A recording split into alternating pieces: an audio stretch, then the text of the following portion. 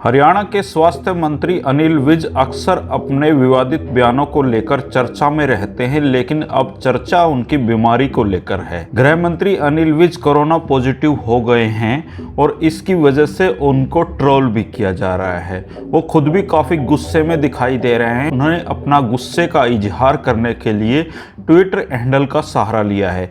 उन्होंने एक अखबार को निशाना बनाते हुए कहा है कि वो कोरोना पॉजिटिव हो गए हैं, लेकिन उन्होंने किसी भी तरीके से प्रोटोकॉल को नहीं तोड़ा है और उस प्रोटोकॉल को फॉलो किया है। हालांकि हरियाणा में 2,42,398 लोग अब तक कोरोना पॉजिटिव हो चुके हैं, लेकिन अनिल विज के कोरोना पॉजिटिव होने में ऐसा क्या खास था कि जिस पर बातचीत हो रही है। दरअसल अनिल विज ने 20 नवंबर को कोरोना वैक्सीन के ट्रायल में हिस्सा लिया था। भारत बायोटेक की जो कोवैक्सीन है उसके ट्रायल में हिस्सा लेने वाले हरियाणा के वो पहले व्यक्ति थे।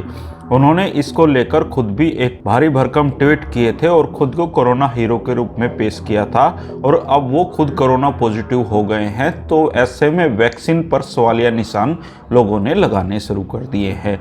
भारत के स्वास्थ्य मंत्रालय, भारत बायोटेक और पीजीआई का जो क्लिनिकल ट्रायल के जो इंचार्ज हैं उनसे बातचीत के आधार पर ये अब कहा जा रहा है। भारत के स्वास्थ्य मंत्रालय, कोवैक्सीन बनाने वाली कंपनी भारत बायोटेक और पीजीआई के क्लिनिकल जो ट्रायल में के जो इंचार्ज हैं उनके अनुसार हरियाणा के स्वास्थ्य और गृह मंत्री अनिल विज, जिन्हें कोरोना हुआ है, उन्होंने कोवैक्सीन के क्लिनिकल ट्रायल में भाग लिया था और उनको केवल पहली डोज दी गई थी और इसके बाद वो कोरोना पॉजिटिव हो गए हैं।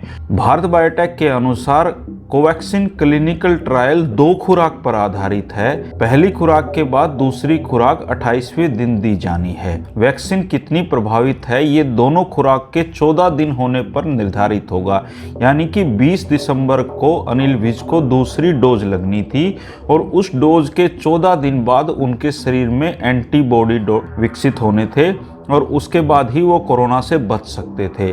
इस दौरान अगर वो किसी के संपर्क में आते हैं तो कोरोना का खतरा उन्हें भी था। हर किसी को जो भी क्लिनिकल ट्रायल में भाग लेता है उसको ये खतरा हो सकता है। अनिल विज अपनी कोरोना बीमारी को लेकर चर्चा में हैं और इसी के साथ भारत के स्वास्थ्य मंत्रालय और भारत बायोटेक जो कोवैक्सीन बना रही है उसको भी इसमें स्पष्टीकरण देना पड़ रहा है। खैर, अनिल विज जी को चर्चा में रहने की आदत है। अपनी बीमारी से ही सही वो चर्चा में हैं।